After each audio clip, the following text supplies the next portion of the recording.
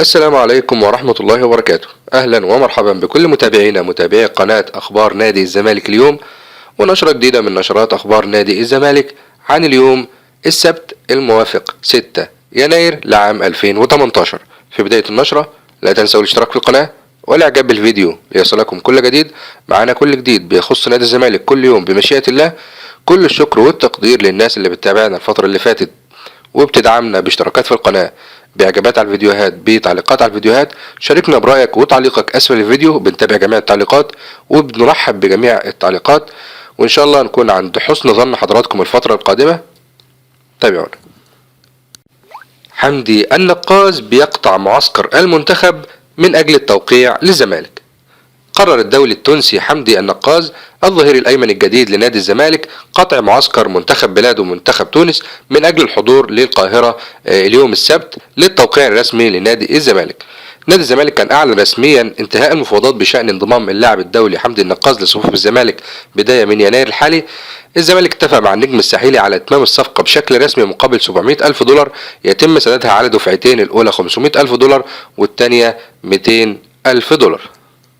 النقاز بيتواجد حاليا في معسكر المنتخب التونسي بقطر، وبيترقب استلام التأشيرة من أجل الحضور للقاهرة السبت إن شاء الله للخضوع لكشف طبي والتوقيع على العقود الرسمية الخاصة بإتمام الصفقة.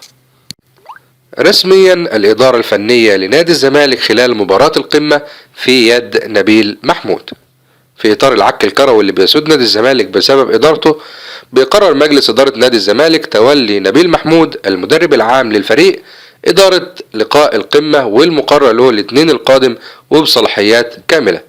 الزمالك كان أعلن بشكل رسمي عن ضم معتمد جمال للجهاز الفني للفريق دون الإعلان عن منصبه داخل الفريق، لكن مجلس إدارة الزمالك بيؤكد على تولي نبيل محمود الإدارة الفنية كمدير فني للمباراة وبصلاحيات كاملة، وإنه هيعاونه في الإدارة معتمد جمال. اسناد المباراة لنبيل محمود جاء لعمله منذ فترة مع الفريق، وانه بيعرف كل كبيرة وصغيرة عن الفريق في الوقت الحالي. احداث مران الزمالك الاخير استعدادا لمباراة الاهلي. مران الزمالك الاخير قاده الكابتن نبيل محمود، وعاونه في المران الكابتن معتمد جمال في اول ظهور له في اول تدريب له مع نادي الزمالك عقب تعيينه في الجهاز الفني. بيستقبل في بداية المران لاعبو الزمالك الكابتن معتمد جمال بحفاوة كبيرة، بيحيوا الكابتن معتمد جمال، والكابتن معتمد جمال بيرد التحية للاعبين. ايضا بيعقد الجهاز الفني بقيادة نبيل محمود ومعتمد جمال وايمن الحافظ جلسة مع اللاعبين بيطالبهم فيها بطي صفحة لقاء طلائع الجيش والتركيز في مباراة الاهلي القادمة. ايضا الكابتن معتمد جمال قام بالحديث مع اللاعبين واعطاهم بعض الرسائل التحفيزية قبل بداية المران، واكد لهم ثقة الجهاز الفني في امكانياتهم وقدرتهم على الخروج من الكبوة الاخيرة اللي تعرضوا لها في الدوري. ايضا بدا من خلال تدريبات الزمالك بقيادة نبيل محمود بعض ملامح اللي بينوي نبيل محمود اعادتها خلال لقاء الاهلي القادم. بدا من الواضح ان نبيل محمود هيعتمد في الهجوم بشكل اساسي على الكونغولي كاسونجو مهاجم الفريق، وايضا هيعيد مؤيد العجان لمركز الظهير الايسر. بدا واضح ايضا ان نبيل محمود بينوي اعادة اللاعب محمد اشرف رؤى لمنطقة وسط الملعب، واعادة اللاعب محمود علاء الى قلب الدفاع، والذي قد يكون على حساب علي جبر عقب الخطأ الاخير.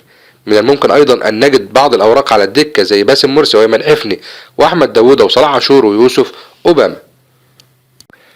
اول تصريحات نبيل محمود عقب قرار ادارته للقاء القمة، ويحدد كيف سيدير اللقاء. في اول تصريحاته الرسمية نبيل محمود الشهير برامبو المدرب العام لنادي الزمالك عقب اسناد مهمة ادارة فريق الزمالك خلال مباراة القمة بيأكد ان كل الخيارات متاحة امامه من كل اللاعبين، موضحا ان الجميع جاهزون لخوض مباراة الاهلي. أكد أن العبرة في اختياراته للاعبين ستكون بالأداء في التدريبات، مشددا على ثقته الكاملة في تخطي الكبوة الحالية. رجع من معتمد جمال إلى وسائل الإعلام. نفى معتمد جمال مدرب الزمالك إلقائه أي تصريحات منذ الإعلان عن دخوله للجهاز الفني للزمالك. أشار معتمد جمال أنه لم يدلي بأي تصريحات للإعلام منذ قدومه إلى نادي الزمالك، مطالبا من وسائل الإعلام عدم نسب أي تصريحات إليه لم يدلي بها. شدد في تصريحات رسمية أنه ملتزم بعدم الحديث لوسائل الإعلام نظرا لتركيزه في لقاء القمة القادم. آخر استعدادات الزمالك لمباراة الأهلي.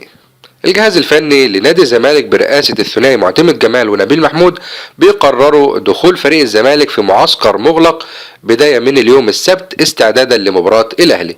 من المقرر أن الزمالك هيخوض مرانه بشكل طبيعي اليوم السبت على ملعب حلمي زمورة، ومن بعدها بيعلن الجهاز الفني القائمة الخاصة بمباراة الأهلي، وبعدها مباشرة هيدخلوا المعسكر المغلق لحين المباراة. بيسعى الجهاز الفني للفريق في إقامة مرانه الرئيسي قبل المباراة مباشرة على استاد القاهرة، وفي حال فشل هذا الأمر سيكون المران الأخير والرئيسي على ملعب بتروسبورت. هيستمر غياب الثنائي عبد الله جمعة للإصابة ومحمود جنش لنفس السبب عن قائمة الزمالك لمباراة القمة. الزمالك بيكرم نبوشة قبل الرحيل. أقام مجلس إدارة الزمالك حفل تكريم للمدرب اللي تمت إقالته نبوشة، ومعاه مدرب الأحمال ماركو بأحد المطاعم الفاخرة في القاهرة.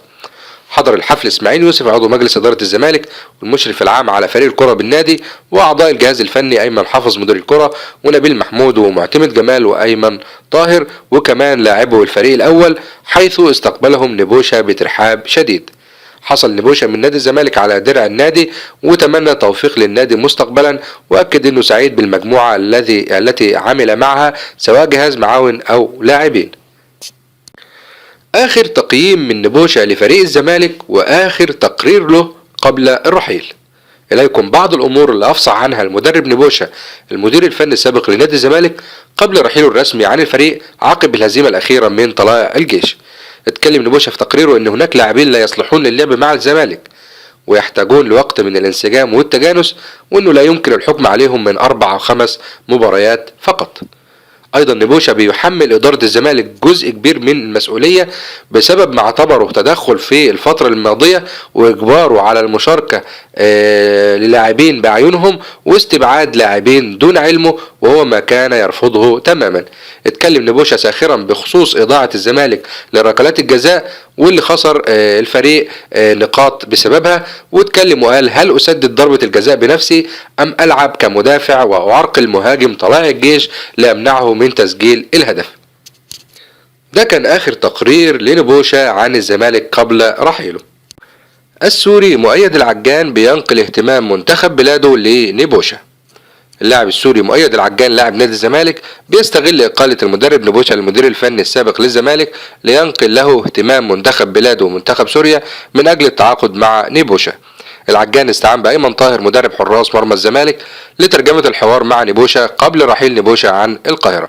أشار العجان لنبوشة أنه على علم أن إدارة الكرة في سوريا مهتمة بالتعاقد مع نبوشة لإدارة المنتخب السوري خلال الفترة القادمة.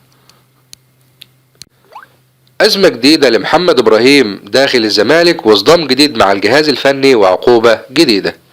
قرر اسماعيل يوسف عضو مجلس إدارة الزمالك والمشرف العام على فريق الكرة بالنادي إحالة اللاعب محمد إبراهيم للتحقيق وتغريمه 100,000 جنيه.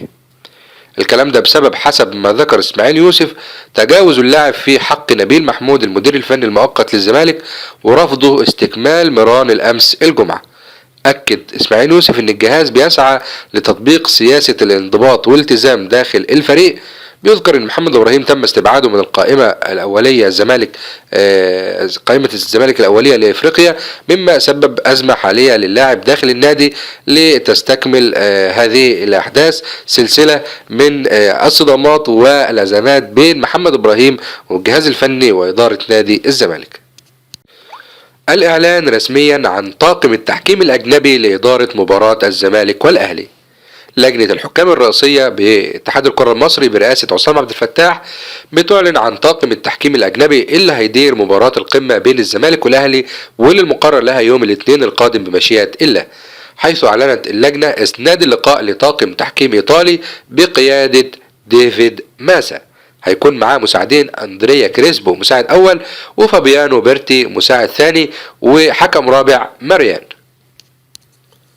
وعلى سياق آخر بتتجه النية في لجنة المسابقات باتحاد الكرة المصري لكرة القدم برئاسة عامر حسين لتعيين 2 مراقبين بدلا من مراقب واحد لمباراة القمة القادمة. بتأتي هذه الخطوة من لجنة المسابقات نظرا لأهمية المباراة والتي قد تشهد أحداثا ساخنة نظرا لحساسية لقاءات قطبي الكرة المصرية الزمالك والأهلي. هيكتور كوبر للفيفا عقب التتويج الإفريقي، هذا أهم شيء تعلمته من المصريين. صرح الأرجنتيني هيكتور كوبر المدير الفني للمنتخب الوطني في أول تصريحاته الرسمية عقب تتويجه بلقب أفضل مدرب إفريقي لهذا العام. خلال تصريحاته لموقع الفيفا اتكلم كوبر إنه تعلم التواضع من خلال تدريبه لمنتخب مصر، مشددا إنه سعيد جدا لتدريبه مجموعة من اللاعبين المتواضعين على المستوى الأخلاقي. تابع أيضا أن النجم المتواضع خلقيا ليس من السهل، خاصة في ظل إغراءات الشهرة والنجومية للاعبي كرة القدم، حيث أشار كوبر إن أبرز لاعبي المنتخب تواضعا هو النجم المصري محمد صلاح. كان الكلام ده بسبب سؤاله عن فوز محمد صلاح بجائزة أفضل لاعب في إفريقيا لهذا العام. كوبر توج بجائزة أفضل مدرب بصحبة محمد صلاح المتوج بجائزة أفضل لاعب، كما توج أيضا المنتخب المصري بجائزة أفضل منتخب خلال استفتاءات الكاف لعام 2017. وكانت دي نشرتنا، نشرة أخبار نادي الزمالك اليوم عن اليوم السبت الموافق 6 يناير لعام 2018. وفي نهاية النشرة لا تنسوا الاشتراك في القناة والاعجاب بالفيديو ليصلكم كل جديد. شارك النشرة وادعمنا على الفيسبوك، على تويتر، على جوجل بلس، على واتساب، على تليجرام، على اي صفحة من صفحات التواصل الاجتماعي او على اي برنامج من برامج التواصل الاجتماعي. في نهاية النشرة سعدت بمتابعة حضراتكم، وفي امان الله.